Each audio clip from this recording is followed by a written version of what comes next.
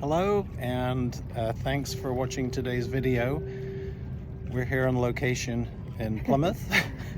Yeah. What state? Massachusetts. Yep. And today we're going to talk about the 5 money-saving tips for traveling in retirement. Yes.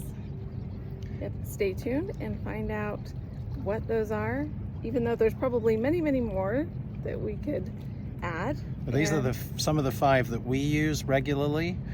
And if you're enjoying our videos, please subscribe and comment. Let us know if you have any money-saving tips, and give us a thumbs up. Yeah. Thank you. So our first money-saving tip is using Google Flights. And I would say if you set up an alert, it's definitely the best way to go. Yeah, definitely. So if you go to flights.google.com and search for your destination. So right now we are in Plymouth, Massachusetts. So let's say let's say we're going out of Boston. So you type in BOS for Boston to, let's say, London Heathrow, LHR. And you put in your dates of when you're interested in going. And then you save the search, and it will email you when prices change. And so here's a great example. We were looking at some flights international to a destination in France that we are in fact going to be going to at the end of the month. And when we started looking, they were $996 per ticket. And I got an email alert that our price had dropped to, wait for it, drum roll, 500 and I don't know. 35, I think it was. Yes, that's right. 535 for the same flights. That's with only one connection, which was in the US. So we're flying from the US direct into our European destination. So that saved us, it cut our flight basically in half. Amazing deal. And you can also click on the calendar to change your dates, and it will show you the amount of price for different days. So you might have put in traveling on a Wednesday, but actually it's cheaper to travel on a Tuesday or something like that. So it's a great tool.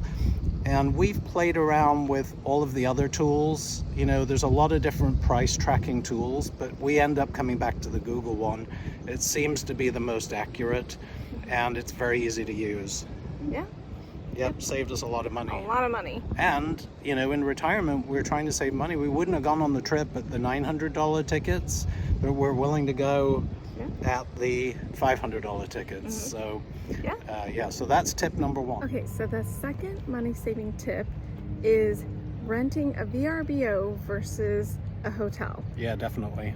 I mean, you're going to spend way less money on a VRBO, and you're going to have a lot more room usually, as well as a kitchen and a full-size refrigerator probably. Yeah, just the nightly rates are lower, and you get all of the comfort of basically staying in like an apartment where you have a kitchen, which also saves you money on meals because you can prepare some meals yourself.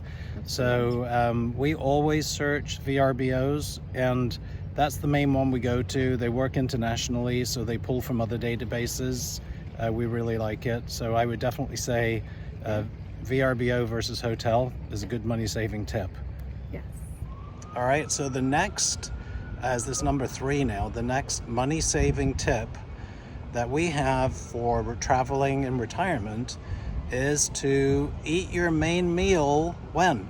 At lunchtime. At lunchtime. So, you know, what we tend to do is, you know, we mentioned we'd stay in a VRBO, and we'll make our own breakfast. If we're in Europe, we'll buy croissants and things like that, and we'll have them at the apartment. Yeah, that way I don't have to get dressed, you know, in a hurry just to go out for breakfast. Right, and we don't eat much for breakfast. We just want something light just to keep us going. But then we're out and about all day, and